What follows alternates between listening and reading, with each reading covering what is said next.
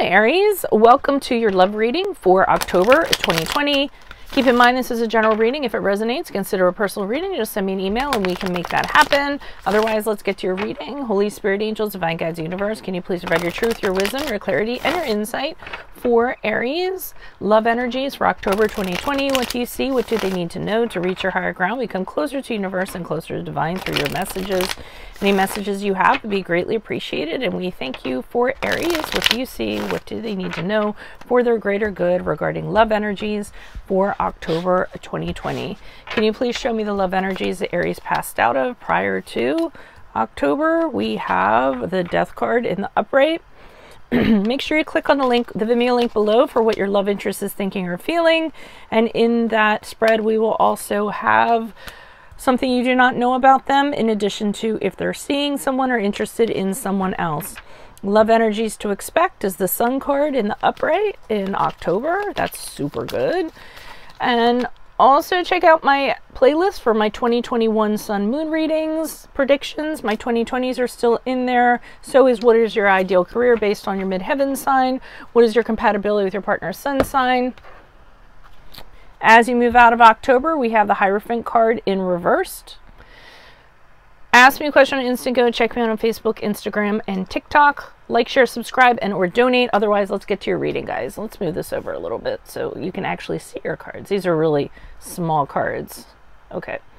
So when we start off with the Death card is the card of Scorpio. This is prior to October. It looks like you moved out of something.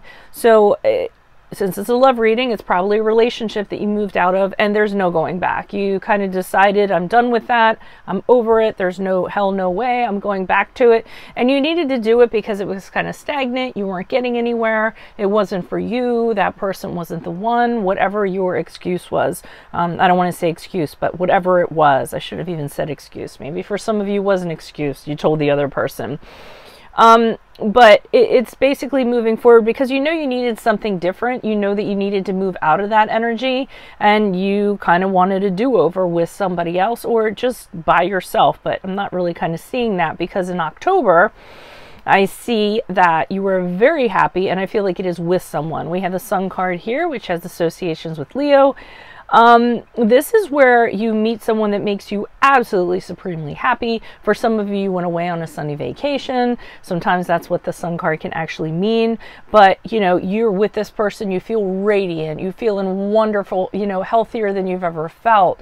I mean, happy, very positive relationship. So, I mean, I feel like it's with somebody else. For some of you, it might be you're just so happy to get out of this damn relationship that you're just enjoying yourself and you're taking care of yourself and you're very happy and you're very positive.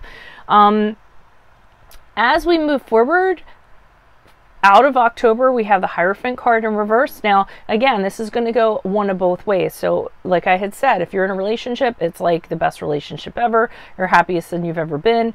If you are alone, you're happier than you've ever been.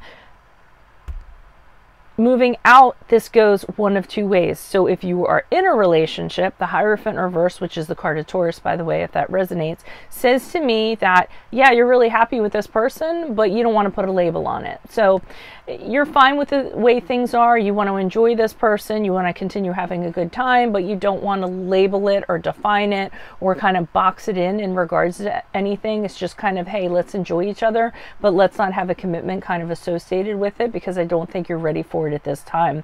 Now, if you are enjoying yourself, you're kind of saying to yourself, I don't want to be tied down. I'm fine being by myself, and I don't want to get into a traditional relationship. I don't want a commitment. I don't want to kind of want that label. So it's kind of going both ways. We'll see if the clarifiers kind of define things a little bit more, clear the waters somewhat. Why is this Death card here in the upright for Aries prior to October? Love energies. Who is this person? What is this energy? Why is the Death card here in the upright for Aries? Yeah, it took you had a moment of pause before you decided whether or not you were going to kind of move out of this. I do believe that this person betrayed you before. This person has cheated on you. This person did things behind your back. I don't feel like you can really trust this person, but you did kind of wait. You kind of realized you invested a lot with this person. You were wondering if you should kind of remain a little bit while longer, give it another go. With the Judgment card in reverse, you decide no. You just kind of realized, you kind of, assess the situation, and you realize that, reconciling, staying with this person or what have you would not be in your best interest. Not only that, being in this relationship, you weren't being kind of true to yourself. You weren't having clarity because you were in it. You might have been persuaded to kind of stay in it. And I feel like that's sort of part of it. Like your judgment was skewed because of this relationship, the history you had or what have you, and you just decided it was best to move out of it. Why is the Sun card here in the upright for Aries? Who's this person? What's this energy? Additional messages for the Sun card in the upright for Aries. Who is this person? What is this energy? Additional messages, please, for the Sun card in the upright for Aries. King of Swords in reversed. Oh, I hope this isn't the person that you were... Might be the person that you... Okay, so I feel like either you moved... Whether you moved on by yourself or with somebody else, I feel like the other person is not happy about that. I feel like you left and they're using a lot of mind games. They're trying to do whatever they can to kind of manipulate you because you guys have they're thinking fondly of you, and you guys do have this history together. So I do think that they want to reconcile, and they're trying to do whatever they can to kind of get you to do that. But I feel like you're too happy. You don't have any time for that. Knight of Pentacles is here in reverse. That kind of indicates to me that you're pretty adamant about not going back to this person. It's kind of like, hell no way. You don't want to have that adventure. I mean, the Knight of Pentacles in reverse to me sometimes can be absolutely stubborn to the point of solidified cement. Just, solid in his decision.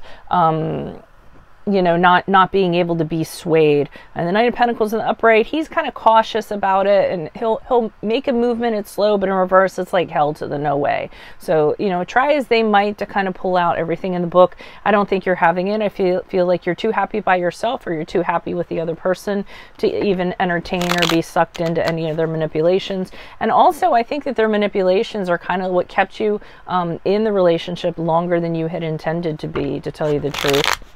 Why is this Hierophant card here in the reverse as Scorpios move out of October? Who is this person? What is this energy? Additional messages for the Hierophant card. Okay, we have the Seven of Wands. Wow. They're keeping at you, aren't they? Okay, I feel like you need to tell them in uncertain terms that you're done. I feel like after October, they're still kind of going on and on about it, and you're just kind of like, no, I'm done. I don't want to be in another relationship. I don't want to be committed. You're kind of rebelling against even the notion of that. It might be because you're happy by yourself, or you're happy spending time with the other person, even though it's not a relationship. I feel like they're really, really encroaching on you. I feel like they're really oppositional. And I think sometimes you have a hard time kind of fending them off. I think there are times when you actually entertain it.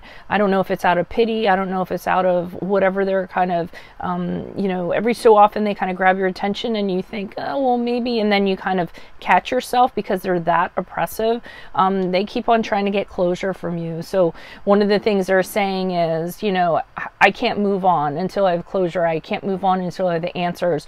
Why does it have to be like this? Like, I think they just don't kind of get it. And even if no matter what you tell them, it's never going to be good enough. Whatever answer you have is just going to breed 3 more questions. So that ends up being problematic. So then I feel like you just kind of, with this Six of Swords, you pretty much tell them, I don't think you get it. I've already kind of moved on. I've checked out. I'm not going to be returning. It's not that I don't have any regrets. It's not that we didn't have a history. It's not that I didn't respect what we have. But I have to move on to something's better for me, because this is not it. And again, like, you are not the one. And we need to go our separate ways, because that's actually going to be a better transition for the both of us, I feel like. So I feel like you really have to drive your point home with them, because they don't take no for an answer. So I haven't figured out whether you're happy by yourself or you're with somebody else. I don't feel like you're officially with somebody else. If you are, it's just companionship, somebody that you really enjoy. So I mean, it could be an either or. So if this resonates, consider a personal reading. Just send me an email and we can go ahead and set that up. Otherwise, make sure you click on the Vimeo link below for what your love interest is thinking or feeling, and in that spread it'll be something you do not know about them, and if they are seeing somebody else. Check out my playlist. In there are my 2021 sun moon predictions I'm wrapping up. My 2020s are still in there. What is your ideal career based on your midheaven, and what is your compatibility with your partner's sun sign? You might have to dig for those. Ask me a question on Instant Go. Check me out on Facebook, Instagram, and TikTok. Like, share, subscribe, or donate. Otherwise, I'll see you in the Vimeo. Adios from Veronica Garnett. Bye.